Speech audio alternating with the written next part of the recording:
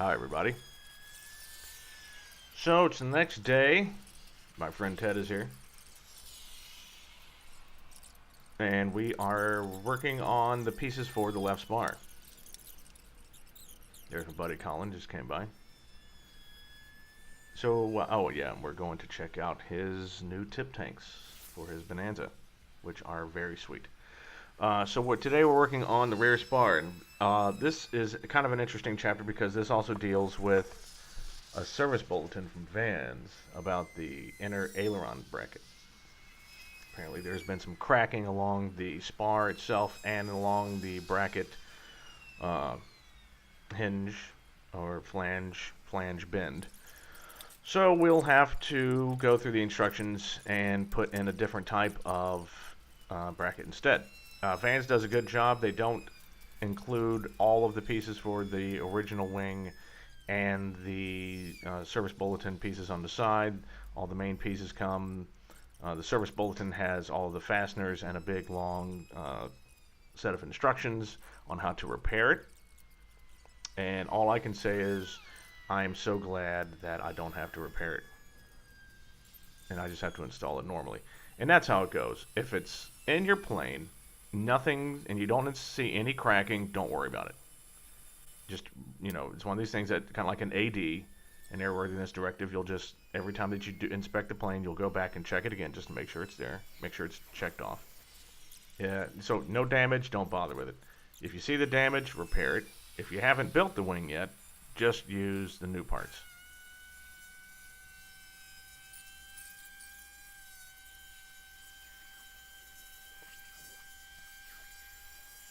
So yeah, kind of a boring video because I'm not really looking at the camera while I'm working. I mean, I do a little bit of it. I'm just sitting there filing. The first thing you start off with are the aileron hinge brackets, and there's a lot of fabrication. There's a lot of parts that are connected. You got to do a lot of deburring and stuff like that.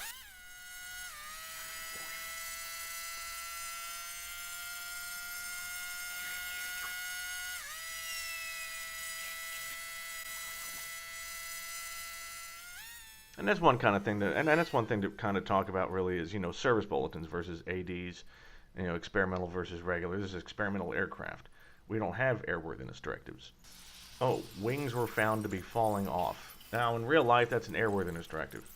You would have to check that plane, whatever is causing the wing to fall off, you'd have to check it like every 20 hours, God knows what. More like every 100 hours or every annual, but, oh, wings are falling off an experimental aircraft? Release a service bulletin. Because there's no such thing as an airworthiness directive in the experimental world.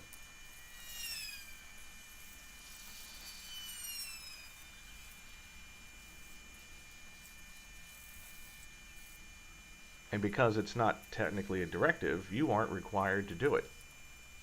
Now, Vans isn't going to just submit a service bulletin for people and not, have them take it seriously. So anyway, and we'll be getting on to more of that later. Right here is something that I'd been meaning to put out as a video that I have a version of before. And here I am straightening out a doubler for the rear spar.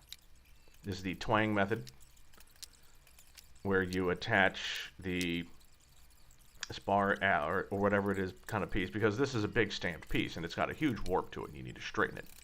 And Vans asks that you straighten it to within, about a 1/16 of an inch. Which, for a long piece like that, definitely takes a little bit of time. But what you do is you put it into a vise, and you get a non-impact hammer, in other words, a big rubber mallet, and you strike it right near where it's being held in the vise, so that you can slowly bend it. And you do it slowly.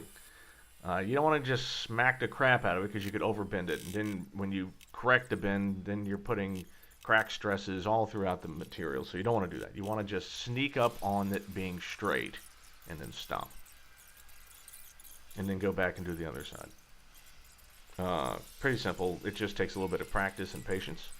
One thing I can tell you is as you're smacking those kind of loose flanges at the end, do not hold your hand out to the side or it will spank you and leave a bruise, which my hand currently has. So here, just for fun, because like I'd mentioned, I really don't like seeing These ribs just kind of sitting on this spar. This is earthquake zone, so I went ahead and I attached the rear spar just to hold it overnight. So anyway, kind of a short little intro. We'll be doing more of this later, so I will see you soon.